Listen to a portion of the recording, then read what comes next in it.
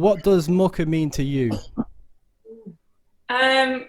Honestly, MUKA, it started off as something personal, like I said about Gazelleband, who was the first, definitely the first interview I wrote.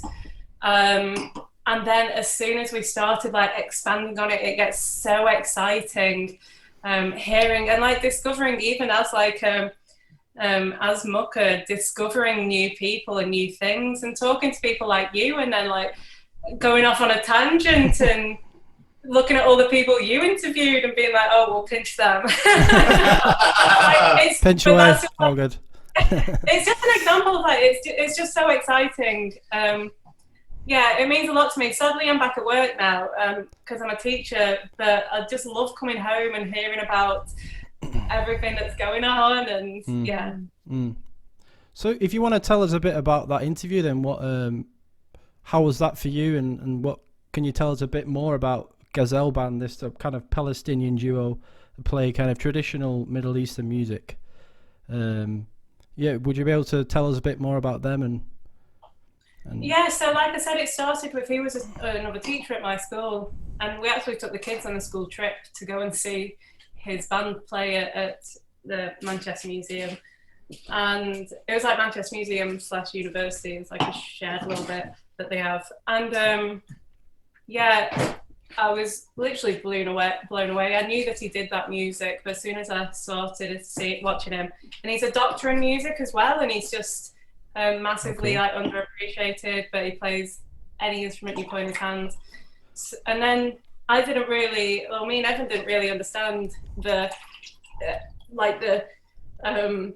massiveness of it until we met his wife Reen, who was born in Gaza and then faced like a lot of troubles in her life with like wars going on and like borders being closed, and her family saying, no, you've got to settle down and get a husband.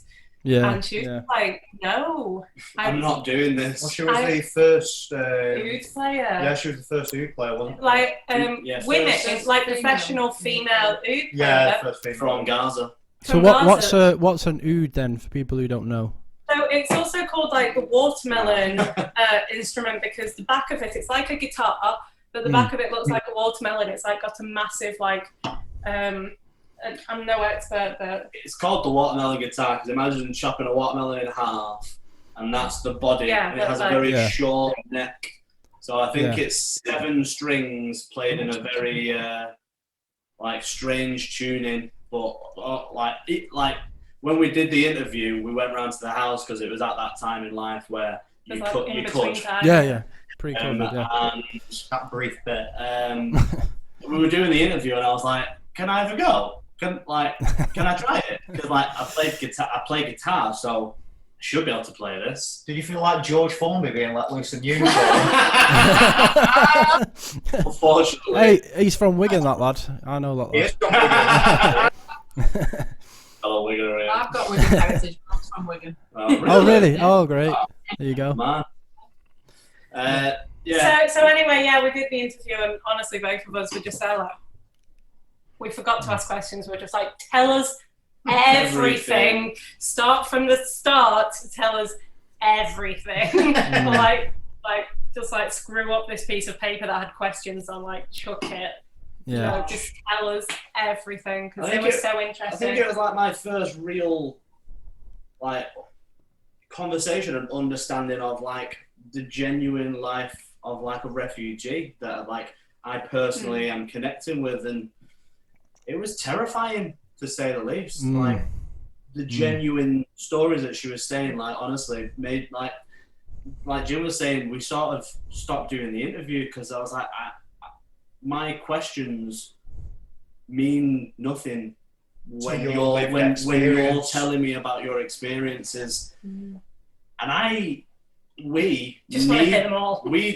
I found myself in a position where I was like, we need to tell people what you've done to like get here and to play music. Like that's ridiculous. Yeah. Like it really took me. It took me back. So if you're watching this and you haven't listened to the Gazelleband yet, then I'd go and check them out. They don't have I don't think they don't have Spotify. No, on YouTube. I think they're just on. SoundCloud. I think they're on SoundCloud, but mainly on YouTube. Mainly on Because they And don't- YouTube, right? Facebook. They They post a don't- lot of like videos that they do at home, and they've got like they this don't newborn have any like baby. studio recordings. They just record themselves on the phone at home, and Right.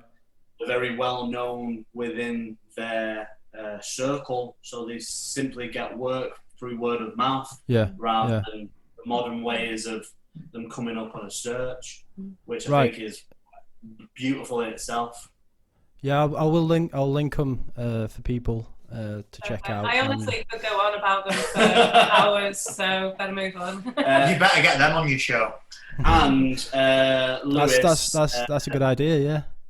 Lewis did just direct a film as well called Kafia, about a Palestinian band called Kafia.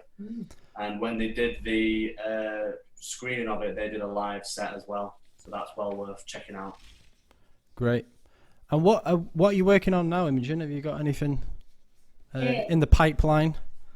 Or Yeah, just- so I'm working on at the moment a article about not female, sorry. Oh, my mind's on blank. Textile artist. Textile artist, that's the one. I am working on it, I promise. Not just female though, like I often found like even like as a textile student at A-level age, like I was so shocked by, I was just like obsessed with Tracy Emin, as I feel lots of people are at that point, where like she just like outright said like women are the only textile artists and they're expected to be like beautiful and functional, and she was just like, you know what, fuck it, let's go mad. Do you remember when we were at school and I made you sew my bag together in textiles?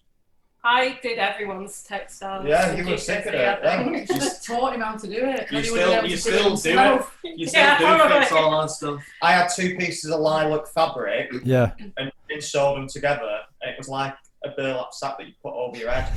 Honestly, it were terrifying. And that's no disrespect to her skills as a sewer. More disrespect for my skills. Your picking out- design. Yeah, my design. Blueprints just went- So you went to school together, Imogen and Connor? Yeah, me and you went to school Yeah. together. Oh, well, right. So you go way back then. Way back. Long enough. Way back. 10, 11 years? 10, 11 years.